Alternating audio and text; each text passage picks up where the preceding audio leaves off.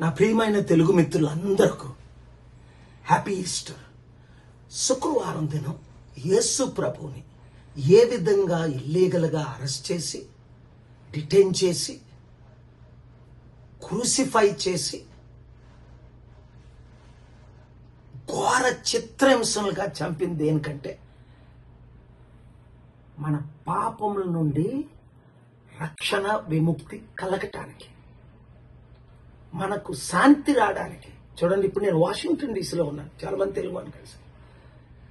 ఇక్కడ ఎందుకు ఉన్నాను అంటే గత 35 రోజులుగా ప్రపంచ 3వ యుద్ధం ఆరంభం అయిపోయిందని చెప్పొచ్చు. ఎందుకంటే చైనా, రష్యా, నార్త్ కొరియా ఇరాన్కు మద్దతు ఇస్తున్నారు. అమెరికా, ఇజ్రాయెల్ ప్రపంచ మద్దతులు కోరుతున్నారు. దీని ద్వారా 850 కోట్ల మంది, ఎవరో 1-2% తప్ప, చాలా ఇబ్బందులు, కష్టాలు ఉన్నారు. వంట వండుకోవడానికి గ్యాస్ లేదు. పెట్రోల్, గ్యాసులిన్ ధరలు ప్రపంచం అంతటా రేట్లు పెరిగిపోయాయి. కొల్లలు 850 కోట్లు నష్టం కలిగిస్తుంది. లాభం కేవలం కొన్ని 7 మందికే లాభాలు. ఈ యుద్ధం ద్వారా 700-800 కోట్లకి నష్టం. కనుక ఈ యుద్ధం ఆపడానికి నేను ఇక్కడ అమెరికాలో ఉన్నాను.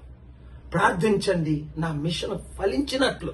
చాలా కష్టమైంది, అన్ని మిషన్లా కాదు. లైబీరియా యుద్ధం 2003లో 30 రోజుల్లో ఆపేసాం. హెయిటీది 3 రోజుల్లో ఆపేసాం. రవాండా, బురుండిది కొద్ది రోజుల్లో ఆపేసాం. ఆ తర్వాత ఇండియా, పాకిస్తాన్ కొన్ని వారాల్లో ఆపగలిగాం.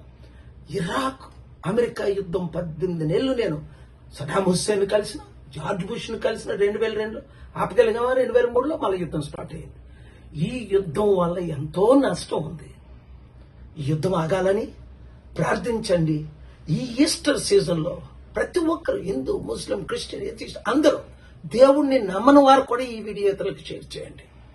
యుద్ధం ఆగేటట్టు, నా మిషన్ ఫలించేటట్టు, వీరందరూ నా మాట వినేటట్టు, దేవుడు పై నుండి కిందకి దిగి వచ్చేటట్టు, ప్రపంచం అంతా మరల శాంతి వచ్చేటట్టు, ప్రపంచ శాంతి ఇచ్చే యేసు ప్రభు ఈరోజు తిరిగి లేవడం జరిగింది. కనుక 25 సంవత్సరాల క్రిందట ఆయన ప్రాణం పెట్టి, కనుక ఆ మెసేజ్ ఈ రోజు 300 కోట్ల మందికి ఎలాగైతే వెళ్తుందో, ఈ శాంతి మెసేజ్ మన ప్రతి తెలుగు మిత్రుడికి అందేటట్టు షేర్ చేయండి. Thank you very much. God bless you.